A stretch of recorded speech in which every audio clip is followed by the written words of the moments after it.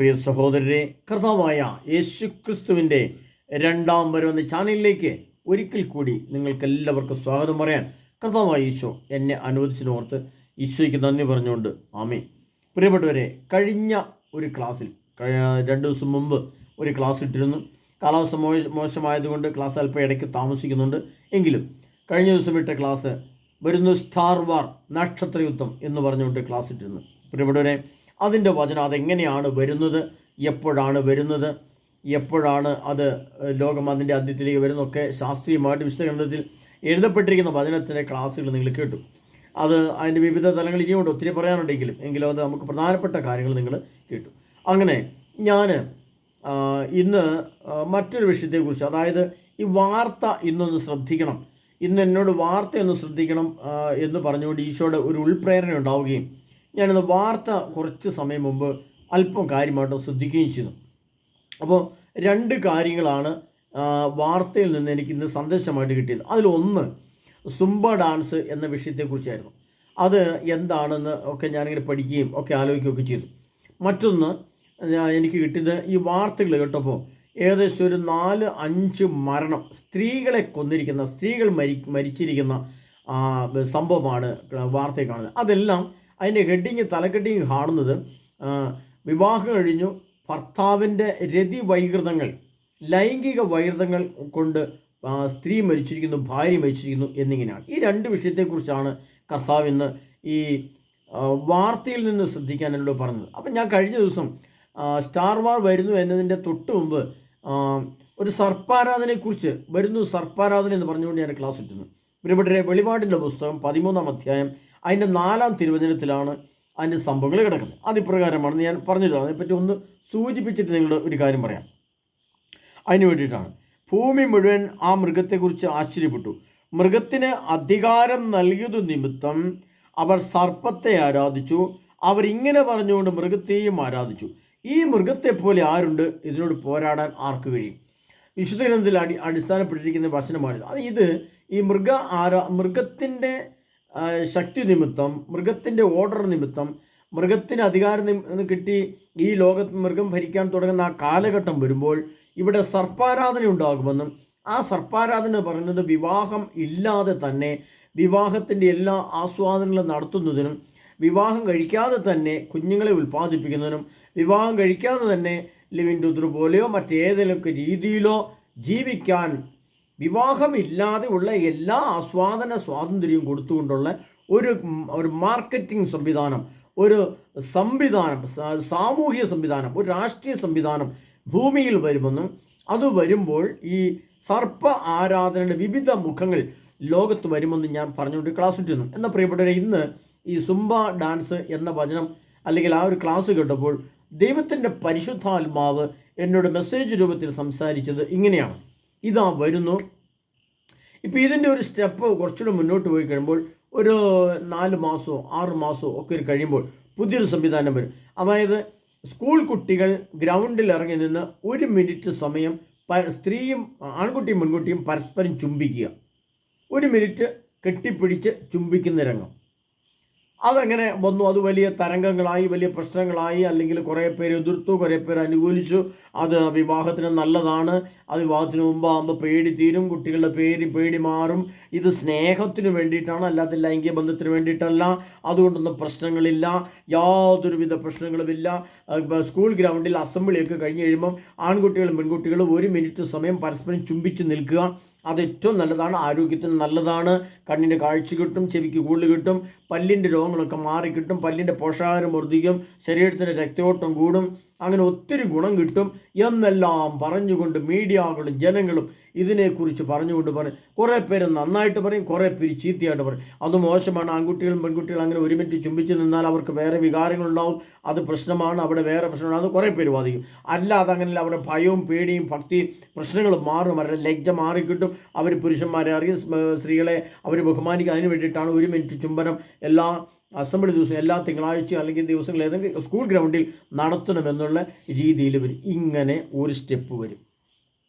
ഇപ്പോൾ Zumba dance എന്ന് പറയുന്ന സംഭവം വന്നാൽ എനിക്ക് എന്താണെന്ന് നിങ്ങൾ കേട്ടുള്ളൂ, ഞാനതിനെപ്പറ്റി ഡീറ്റെയിൽ പറയുന്നില്ല. ഇനി രണ്ടാമത് ഞാൻ പറഞ്ഞാൽ ചുംബനം. സുംബ ഡാൻസിന് ശേഷം 1 മിനിറ്റ് ചുംബനം, പരസ്യ ചുംബനം വരാൻ പോകുന്നു. അത് ഒരു സർപ്പാരാധനയായിട്ട് വരും. ഇതൊന്നും സർപ്പാരാധനയായിട്ട് ആരും മനസ്സിലാക്കിയില്ല കേട്ടോ.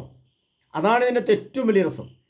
ഇതൊന്നും ഇതിൻ്റെ പിന്നിൽ ഒളിഞ്ഞിരിക്കുന്ന സാത്താൻ സർപ്പാരാധനയുടെ വിവിധ മുഖങ്ങളിൽ ലോകത്ത് നൽകുന്നതാണെന്ന് ഒരു വ്യക്തിക്കും മനസ്സിലാകാത്ത വിധം റോബോട്ടുകളിൽ കൂടെയും നിഗൂഢ സാത്താൻ്റെ പ്രവൃത്തിയും പുറത്തിയാടുന്നതിന് ഓരോ പദ്ധതിയാണെന്ന് ഗ്രഹിക്കുവാൻ കഴിവുള്ളവൻ ഗ്രഹിച്ചുകൊണ്ട്. ഇനി രണ്ടാം ഘട്ടം ഞാൻ പറയുകയാണ്.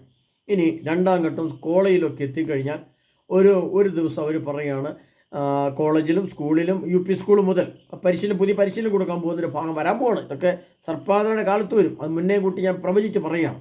എന്താണ് പറയുന്നത് ചോദിച്ചാൽ, ആൺകുട്ടികൾ ഷർട്ട് ഊരുക, പെൺകുട്ടികൾ ഷർട്ടിൻ്റെ സ്ഥാനത്തുള്ള ആ വസ്ത്രം ഊരുക. അങ്ങനെ 1 മിനിറ്റ് പരസ്പരം കുറച്ച് ദൂരെ നോക്കി മാറി നിൽക്കുക. അത് 1-ാം ക്ലാസ് മുതൽ 2-ാം ക്ലാസ്, 10-ാം ക്ലാസ്, +2 മുതലുള്ള എല്ലാ കുട്ടികളും എല്ലാവർക്കും ഇത് ശരീരത്തിൻ്റെ വടിവിനാണ്, ശരീരത്ത് സൂര്യപ്രകാശം കിട്ടുന്നതിന് വേണ്ടിയിട്ടാണ്. ശരീരം കണ്ടിട്ട് പിന്നെ ആരും അങ്ങനെ അത് പ്രത്യേകിച്ച് ഒളിഞ്ഞു നോക്കാൻ നിൽക്കേണ്ട ആവശ്യമില്ല. ഇപ്പോൾ തുറന്ന് കാണിക്കുന്നുണ്ട്, രഹസ്യമായിട്ടൊന്നും കാണാൻ നിൽക്കേണ്ട, അങ്ങോട്ട് പിന്നീട് ആരും നോക്കാൻ പാടില്ല. ഇപ്രാവശ്യം 1 മിനിറ്റ് സമയം വസ്ത്രങ്ങളെല്ലാം ഊരി പിടിച്ചുകൊണ്ട് ഇതിങ്ങനെ പരസ്പരം സ്ത്രീകൾ, ആൺകുട്ടികളും പെൺകുട്ടികളും പരസ്പരം നോക്കി നിൽക്കുക 1 മിനിറ്റ്. പുരുഷൻ്റെ ശരീരത്തിലേക്ക് സ്ത്രീ നോക്കിക്കുക, സ്ത്രീയുടെ ശരീരത്തിലേക്ക് ആൺകുട്ടികൾ നോക്കിക്കുക. 1 മിനിറ്റേ വേണ്ടൂ. അത് കഴിഞ്ഞിട്ട് പക്ഷേ ഇത് കണ്ണിന് നല്ലതാണ്, കാതിന് നല്ലതാണ്, രക്തയോട്ടം കൂടും, ഇത് ധമനി ഓട്ടം കൂടും, ഹൃദയസ്ഫടി കൂടും. പിന്നെ പെൺകുട്ടികളെ മോശമായിട്ടൊന്നും കാണാൻ നിൽക്കുകയില്ല. ഇതൊക്കെ വളരെ നല്ലതാണ്, ഒത്തിരി നല്ലതാണ്. കണ്ണിൻ്റെ കാഴ്ച കൂടും, പല്ലിൻ്റെ എണ്ണം കൂടും, മൂക്കിൻ്റെ ദ്വാരം വർദ്ധിക്കുമെന്നെല്ലാം പറഞ്ഞുകൊണ്ട് നല്ലത്. അതിനെ അനുകൂലിക്കാൻ കുറേ ആൾ, അതിനെ പ്രതികൂലിക്കാൻ കുറേ ആൾ. നീതി ആരും പറയുകയില്ല. അത് പുതിയ സർപ്പാരാധന വരാൻ പോകുന്ന ലോകത്തും ഇത് ഭാവിയിൽ വരാൻ പോകുന്ന കാര്യങ്ങൾ. അതിൻ്റെ തുടക്കമാണിത്. രഹസ്യമായിട്ട് ഇത്ര നിഗൂഢമായ പൈശാചികൾ തലവെക്കുമ്പോൾ ഗ്രഹിക്കുവാൻ കഴിവുള്ള ഗ്രഹിച്ചുകൊള്ളട്ടെ. ഇതാ സർപ്പാരാധന ഒരു പിടി അകലെയാണ്.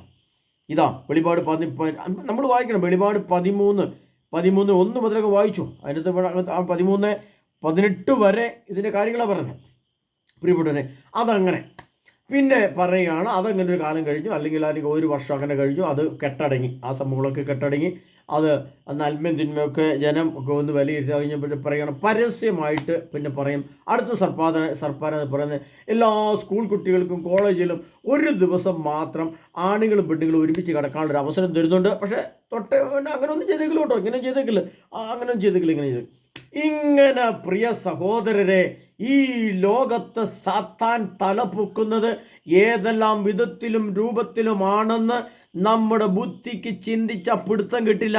ഇന്ന് ഈ ലോകത്ത് കാണുന്ന മുഴുവൻ കോളേജ് തലങ്ങളിലും ഭാര്യ ഭർത്താക്കന്മാരെ പോലെ ജീവിക്കുന്നവരും പരസ്പരം അത് ചെയ്തും ഇത് ചെയ്തും അശുദ്ധി ചെയ്തും ജീവിക്കുന്ന ബന്ധപ്പെടുന്ന, അല്ലെങ്കിൽ ആ ഒരു കോളേജ് തലത്തിൽ തന്നെ വിശ്വാസത്തെയും വിശുദ്ധിയും തള്ളിക്കളഞ്ഞ്, ക്രൈസ്തവ മൂല്യങ്ങളെ തള്ളിക്കളഞ്ഞ്, ക്രിസ്തുവിൻ്റെ മഹത്വത്തെ തള്ളിക്കളഞ്ഞ്, വിവാഹത്തിന് മുമ്പ് തൻ്റെ ശാരീരിക അഭിലാഷങ്ങൾ മുഴുവനും പൂർത്തിയാക്കിക്കൊണ്ട് വിവാഹത്തിൽ പ്രവേശിക്കുന്ന ഭാര്യ ഭർത്താക്കന്മാരായിട്ട് വരുന്നവർ അതിനു മുമ്പ് തന്നെ ലിവിങ് ടുഗദർ പോലെയോ അതിനപ്പുറത്തേക്കുള്ള എന്തെങ്കിലുമൊക്കെ സാധിച്ചുകൊണ്ട് ജീവിതത്തിലേക്ക് കടന്നു വന്നിട്ട് പിന്നീട് സംഭവിക്കുന്നതാണ് 1-ാമത്തെ ദിവസം മണിയറ മുതൽ അവരുടെ ആദ്യ രാത്രി മുതൽ അടിയും പിടിയും തെറിയും പടയും സിറിഞ്ച് കുത്തിവെച്ച് തമിഴ്നാട്ടിൽ ഒരു സ്ത്രീയെ കൊന്നിട്ടുണ്ട്.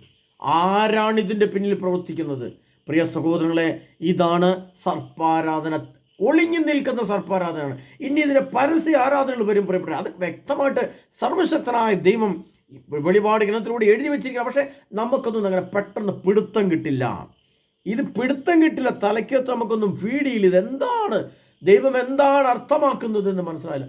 അതൊരു സുംബാ ഡാൻസ് എന്ന പേര്. ഇനി ഞാൻ പറഞ്ഞ ഓരോ സ്റ്റെപ്പുകൾ പറഞ്ഞല്ലോ. അതിനൊക്കെ ശേഷം ഇനി വരാൻ പോകുന്നത്, അതിൻ്റെ പൂർത്തിനാവസരം ഞാൻ ഇനി പറയണമെന്നില്ലെന്ന് കുറച്ച് നിങ്ങൾ ഊഹിച്ചാൽ മതി. കുറച്ച് കാര്യം നിങ്ങൾ അതിൻ്റെ ബാക്കി ഊഹിച്ചെടുത്തു. അപ്പോൾ ഞാൻ പറയുന്നതൊക്കെ നല്ല അതായിരിക്കും. പ്രിയപ്പെട്ടവരെ, ഇത് എവിടെ നിന്നാണ് തലപൊക്കുന്നത്? ആരാണിത് പൊക്കിക്കൊണ്ട് വരുന്നത്? ഏത് സാത്താനാണ് ഇതിന് പിന്നിൽ പ്രവർത്തിക്കുന്നതെന്ന് വിശുദ്ധ ഗ്രന്ഥത്തിൽ എഴുതി വെച്ചിട്ടുണ്ട്. വെളിപാട് 13 അവിടെ നിന്ന് ഇങ്ങോട്ട് അയച്ചാൽ 4-ാമത് മൃഗത്തിന് അധികാരം നൽകിയ നിമിത്തം അവർ സർപ്പത്തെ ആരാധിച്ചു. അവർ ഇങ്ങനെ പറഞ്ഞുകൊണ്ട് മൃഗത്തെയും ആരാധിച്ചു. ഈ മൃഗത്തോട് പറയാൻ ആരുണ്ട്? ഇതിനോട് പറയാൻ ആർക്ക് കഴിയും? പ്രിയ സഹോദരങ്ങളെ, പൈശാചി ശക്തിയുടെ തലപൊക്കലാണ്. എവിടെ കത്തോലിക്ക സഭയ്ക്ക് ക്ഷീണമോ മങ്ങലോ വേദനയോ അസ്വസ്ഥതയോ വരുന്നോ അവിടെ അല്ലെങ്കിൽ അതിന് തത്തുല്യമായി ക്രിസ്തുവിൻ്റെ മഹത്വത്തെ കുറഞ്ഞു എന്ന് തോന്നുമ്പോൾ, ക്രിസ്തുവിൻ്റെ സഭയ്ക്ക് ശക്തി കുറഞ്ഞു തോന്നുമ്പോൾ സാത്താൻ പടിപടിയായിട്ട് തലപൊക്കുന്ന ഓരോ സംഭവമാണിതെന്ന് ഗ്രഹിക്കുവാൻ കഴിവുള്ള ഗ്രഹിച്ചോടെ. അങ്ങനെ വരുമ്പോൾ നമ്മൾ പ്രിയപ്പെട്ടവരെ കത്തോലിക്ക സഭയുടെ മഹത്വത്തെ നാം തിരിച്ചറിയേണ്ടതായിട്ടുണ്ട്. സഭ ഇത്രയും കാലം ഭൂമിയിൽ ഉണ്ടായിരുന്നതുകൊണ്ട്, സഭ ഇത്രമാത്രം ശക്തമായി വളർന്നതുകൊണ്ട്, സഭയിലെ പരിശുദ്ധാത്മ ഇത്രമാത്രം പ്രവർത്തിച്ചതുകൊണ്ട്, സഭയിലെ പൗരോഹിത്യവും അതിൻ്റെ ശുശ്രൂഷകളും കുർബാനകളും സഭയുടെ മഹത്വവും സഭയുടെ നിയമങ്ങളും ക്രിസ്തുവിൻ്റെ നിയമങ്ങളും ലോകത്ത് ഇത്രമാത്രം ശക്തമായി നിന്ന കാലഘട്ടത്തിൽ ഇതിൻ്റെ ഒന്നും പ്രശ്നങ്ങളില്ലായിരുന്നു. ഇത്രമാത്രം പ്രശ്നങ്ങൾ സഭയിൽ കുടുംബത്തിലില്ലായിരുന്നു. എന്നാൽ സഭയ്ക്കല്പം ക്ഷീണം സംഭവിച്ചപ്പോൾ അത് യാദൃശ്യമായിട്ട് സംഭവിച്ചു, അല്ലെങ്കിൽ സാത്താൻ്റെ പദ്ധതി കൊണ്ട് സംഭവിച്ചു. അതുകൊണ്ട് പ്രിയ സഹോദരങ്ങളെ, കത്തോലിക്ക സഭയുടെ മഹത്വത്തെ തിരിച്ചറിയണം. നമ്മൾ സഭയ്ക്ക് വേണ്ടി ശക്തമായി പ്രാർത്ഥിക്കും. ഞാൻ പലപ്പോഴും പറയാറുണ്ട്, സഭയ്ക്ക് വേണ്ടി മുട്ടിൽ നിന്ന് പ്രാർത്ഥിക്കുവാൻ നിങ്ങൾക്ക് കഴിയുന്നില്ല എങ്കിൽ നിങ്ങളുടെ കുടുംബം എന്നേക്കുമായി നശിക്കും. ഇത്തരം സർപ്പ ആരാധനയും കൊണ്ട് നമ്മുടെ മക്കൾ സ്കൂളിൽ പോയി കോളേജിൽ പോയിട്ട് തിരിച്ചു വരുമ്പോൾ നമ്മുടെ മക്കൾ പെൺമക്കൾ ഗർഭിണിയാണോ എന്നും കൂടെ പരിശോധിച്ച് നോക്കേണ്ട അവസ്ഥ നമ്മുടെ മുമ്പിൽ വന്നിരിക്കുകയാണ്. അതുകൊണ്ടാണല്ലോ ഒരു കുടുംബത്തിലെ അപ്പന് പോലും സ്വന്തം മകൾക്ക് സുരക്ഷിതത്വം നൽകാൻ കഴിയാത്ത ഒരു പൈശാചിക ആരാധന ലോകത്ത് നടക്കുമ്പോൾ എന്താണ് സംഭവിക്കുക? അപ്പൻ 9 വയസ്സുള്ള കുഞ്ഞിന് പെൺകുഞ്ഞിന് ഗർഭമുണ്ടാക്കി കൊടുക്കുമ്പോൾ പ്രിയപ്പെട്ടവരെ നിങ്ങൾ ചിന്തിക്കണം, ലോകം എവിടെ എത്തി ചിന്തിച്ചോ പ്രിയപ്പെട്ടവരെ. അതുകൊണ്ട് വളരെ വേദനയോടെയാണ് ഇതൊക്കെ പറയുന്നത് പ്രിയപ്പെട്ടവരെ. വിശുദ്ധി പരിശുദ്ധാത്മാവിൻ്റെ ശക്തി നഷ്ടപ്പെടുമ്പോൾ, ക്രിസ്തുവിൻ്റെ മഹത്വം സഭയിൽ നിറങ്ങിപ്പോയി തോന്നുമ്പോൾ, ക്രിസ്തുവിൽ നിന്ന് ജനം പിന്തിരിയുമ്പോൾ, സഭയിൽ പിളർപ്പുണ്ടാകുമ്പോൾ, സഭയിൽ പ്രശ്നങ്ങളുണ്ടാകുമ്പോൾ സർപ്പ ആരാധനയുടെ ശക്തിയും മൂർച്ചയും കൂടും. അത് നമ്മൾ മനസ്സിലാക്കണം. അതുകൊണ്ടാണ് ഞാൻ പറയുന്നത് പ്രിയ സഹോദരങ്ങളെ, നിങ്ങൾ വെളിപാടിൻ്റെ പുസ്തകം 22-ാം അധ്യായം 14-ാം തിരുവചനത്തിലേക്ക് വരണം. ഒരു ശക്തമായ കുംഭസാരം, ശക്തമായ ഒരു ക്രിസ്തു ആരാധന, ശക്തമായ വചന പ്രഘോഷണം, ശക്തമായ ഒരു സനാതന സുവിശേഷം. ഈ ക്രിസ്തുവിൻ്റെ സുവിശേഷം അല്ല ഇനി നമുക്ക് ആവശ്യമുള്ളത്. ക്രിസ്തുവിൻ്റെ 2ാമത്തെ വരവിൻ്റെ സനാതന സുവിശേഷത്തിൻ്റെ ഒരുക്കം, അതിൻ്റെ കുംഭസാരം, അതിൻ്റെ ധ്യാനം, അതിൻ്റെ ക്ലാസ്സുകൾ, അതിൻ്റെ വിടുതൽ ആരാധനകൾ നമ്മുടെ സഭയിൽ സംഭവിക്കുന്നില്ല എങ്കിൽ നാളെ നമ്മുടെ സഭയുടെ കാണുകയില്ല. സഭയില്ലാതെ വന്നാൽ എന്തു സംഭവിക്കും? ഇത് സുംബ ഡാൻസ് മാത്രമല്ല, പിന്നെ ഇവിടെ സംഭവിക്കുക പ്രിയ സഹോദരങ്ങളെ. അതിൻ്റെ അപ്പുറത്തേക്ക് ഞാൻ കയറ്റി പറയുന്നില്ല. അത് നിങ്ങളുടെ ഭാവനയ്ക്ക് വിട്ടിരിക്കുകയാണ്. അത് നിങ്ങളുടെ കുടുംബത്തിന് താങ്ങാൻ പറ്റില്ല. പ്രിയ സഹോദരങ്ങളെ, നമ്മുടെ മാതാപിതാക്കന്മാരെ, പ്രിയ കത്തോലിക്ക സഭയിലെ മാതാപിതാക്കന്മാരെ, പ്രിയപ്പെട്ട കത്തോലിക്ക സഭയിലെ ഭരണാധികാരികളെ, നിങ്ങൾക്കിതിനെപ്പറ്റി ബോധമുണ്ടായിക്കൊണ്ട് ഈ ജനത്തെ, ഈ സമൂഹത്തെ, ഈ വിദ്യാർത്ഥികളെ, തൻ്റെ പൊന്നോമന കുഞ്ഞുങ്ങളെ പഠിപ്പിച്ച് ഒരുക്കാൻ കഴിയുന്നില്ലെങ്കിൽ നമ്മുടെ ജീവനും ജീവിതവും സഭയും എന്നേക്കുമായി നശിക്കും. അത് പ്രിയ സഹോദരങ്ങളെ, സാത്താൻ അതാണ് ആഗ്രഹിക്കുന്നെങ്കിൽ നമ്മൾ ആഗ്രഹിക്കുന്നത് ക്രിസ്തുവിൻ്റെ മഹത്വത്തെയാണ്, ക്രിസ്തുവിൻ്റെ ശക്തിയാണ്, ക്രിസ്തുവിൻ്റെ സ്നേഹത്തെയാണ്, ക്രിസ്തുവിൻ്റെ ജ്ഞാനത്തെയാണ്, ക്രിസ്തുവിൻ്റെ നീതിബോധത്തെയാണ് നാം വളർത്തേണ്ടതും ഊട്ടി ഉറപ്പിക്കേണ്ടതെന്ന് മനസ്സിലാക്കാൻ വൈകിപ്പോയി എന്ന സത്യത്തെ ഓർമ്മിപ്പിച്ചുകൊണ്ട് ഞാൻ പറയുകയാണ്. ഇന്ന് സുംബ ഡാൻസ് ആണെങ്കിൽ പ്രിയപ്പെട്ടവരെ, നാളെ വരാൻ പോകുന്ന ഡാൻസ് ഇതൊന്നുമല്ല. പ്രിയപ്പെട്ടവരെ, നമ്മൾ ചിന്തിക്കണം, പഠിക്കണം. വിശുദ്ധ ഗ്രന്ഥത്തെ അതിൻ്റെതായ രീതിയിൽ പഠിച്ചാൽ പോരാ, പരിശുദ്ധാത്മാവ് തരുന്ന സന്ദേശ ജ്ഞാനത്തിൻ്റെ വരം ഉപയോഗിച്ച് പഠിക്കണം. നേരിട്ട് വായിച്ചാൽ ഒന്നും നമുക്ക് പിടുത്തം കിട്ടുകയില്ല. സർവശക്തനായ ദൈവം എഴുതി വച്ചിരിക്കുന്ന നിഗൂഢ വചനത്തിൻ്റെ നിഗൂഢ രഹസ്യങ്ങളെ വെളിപ്പെടുത്തിയും വ്യാഖ്യാനം കൊണ്ടും പരിശുദ്ധാത്മാവിൻ്റെ ശക്തി കൊണ്ടും വിവേകം കൊണ്ടും പഠിച്ച് ആത്മാവാൽ പരിശുദ്ധാത്മാവ് നിറഞ്ഞു നിന്നില്ലെങ്കിൽ നമ്മുടെ ഭവനങ്ങൾ കുഞ്ഞുങ്ങളില്ലാത്ത ഭവനങ്ങളായിട്ട് മാറും. നമ്മുടെ പെൺകുഞ്ഞുങ്ങളും നമ്മുടെ മക്കളും അശുദ്ധിയുടെ മേഖലയിലൂടെ കടന്നുപോകും. പിന്നീട് ഒരിക്കലും ഇത്തരം കുഞ്ഞുങ്ങളെ രക്ഷിക്കുവാൻ ആവാത്ത വിധം കൈക്ക് പിടിച്ചല്ല, സഭയ്ക്കല്ല, ക്രിസ്തുവിനെ പോലും രക്ഷിക്കാൻ പറ്റില്ല. കാരണം അശുദ്ധിയിലേക്ക് ആണ്ടുപോയി കഴിഞ്ഞിട്ട് പിന്നെ എങ്ങനെ രക്ഷിക്കാനാവും? വിശ്വാസത്തെയും വിശുദ്ധിയും പരിപൂർണമായിട്ട് തള്ളിക്കളഞ്ഞുകൊണ്ട് ലോകം സാത്താൻ്റെ കൂടെ നടന്ന് സാത്താൻ്റെ കൂടെ പോകുമ്പോൾ പ്രിയപ്പെട്ടവർ നമ്മൾ ഓർക്കണം, ഇത് എന്തിൻ്റെ അവസാനമാണ്? അതാണ് ലോകാവസാനത്തിൻ്റെ അവസാനം. അതുകൊണ്ടാണ് ആ സമയത്തിനു മുമ്പ് വിശ്വാസത്യാഗമുണ്ടാകുമെന്ന് കർത്താവ് തെസ്സലോനിക്കയിൽ പരിശുദ്ധാത്മാവ് എഴുതി വെച്ച വചനമുണ്ട്.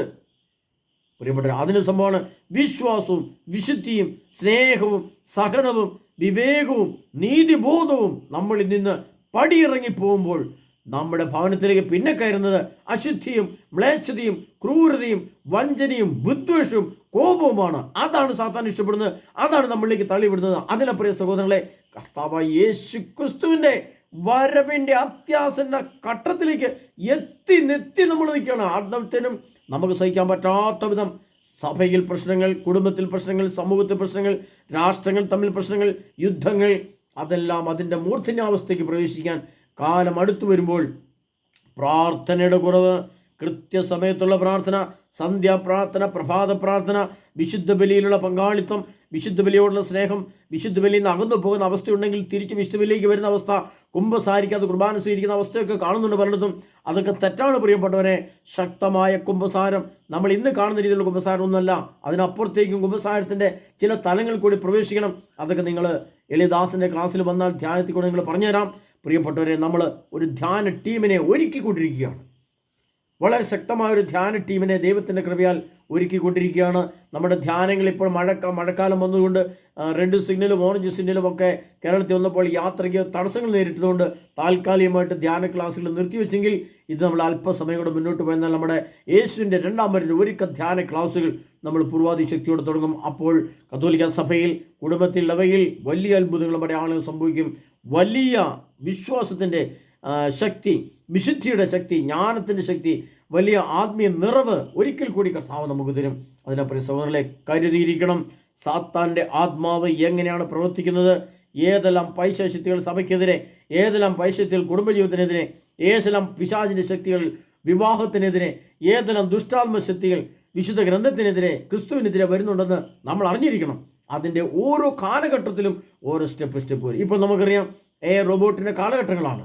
അതിനോട് ചോദിച്ചാൽ മതി, ഇനി എന്താണ് പുതിയ പദ്ധതി ഈ ജനത്തെ തകർക്കാൻ, ഈ സഭയെ തകർക്കാൻ, ഈ ക്രിസ്തുവിശ്വാസത്തെ തകർക്കാൻ ഇനി എന്താണെന്ന് ചോദിച്ചാൽ അതിന് അങ്ങോട്ട് എന്തെങ്കിലുമൊക്കെ പറഞ്ഞു കൊടുത്ത് ചോദിച്ചാൽ അത് ഇങ്ങോട്ട് മറുപടി പറഞ്ഞു തരുന്ന ഒരു സാധാന്യ ലോക കാലഘട്ടത്തിൽ ജീവിക്കുമ്പോൾ ഇവിടെ ക്രിസ്തുവിൻ്റെ വചനത്തിൽ നിന്ന് മാത്രമേ നമുക്ക് നീതിയും സത്യവും വിശുദ്ധിയും ലഭിക്കുകയുള്ളൂ. പ്രിയ ഈ ലോകത്തിൻ്റെ ഒരു ഭാഗത്തും ഇതൊന്നും നമുക്ക് ലഭിക്കാതെ വരുന്ന കാലത്തിലേക്ക് ലോകം നടന്നെടുക്കുകയാണ്.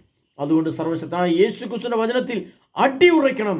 ക്രിസ്തുവിൻ്റെ വചനത്തിന് വേണ്ടി ജീവനെ കൊടുക്കാനോ അല്ലെങ്കിൽ സമയം കൊടുക്കാനോ പ്രാർത്ഥിക്കാനോ മുട്ടിൽ നിൽക്കാനോ നമുക്ക് കഴിയുന്നില്ലെങ്കിൽ തകർന്ന് തരിപ്പണമായി പോകും നമ്മുടെ സഭയും കുടുംബവും ജീവിതവും എല്ലാം. ഞാനും എൻ്റെ ആത്മാവും എൻ്റെ ശരീരവും കൂടെ നഷ്ടപ്പെടുന്ന അവസ്ഥയിലേക്ക് അത്ര തിന്മ ലോകത്ത് ആഞ്ഞടിക്കുമ്പോൾ അതിൻ്റെ തിരമാലകൾ ഇനി കൂടി വരും. അതുകൊണ്ട് കർത്താവ് പറഞ്ഞ് വെളിപാടിൻ്റെ പുസ്തകം 13-ാം അധ്യായം 4-ാം തീയതി മൃഗത്തിന് അധികാരം നൽകിയ നിമിത്തം അവർ സർപ്പത്തെ ആരാധിച്ചു.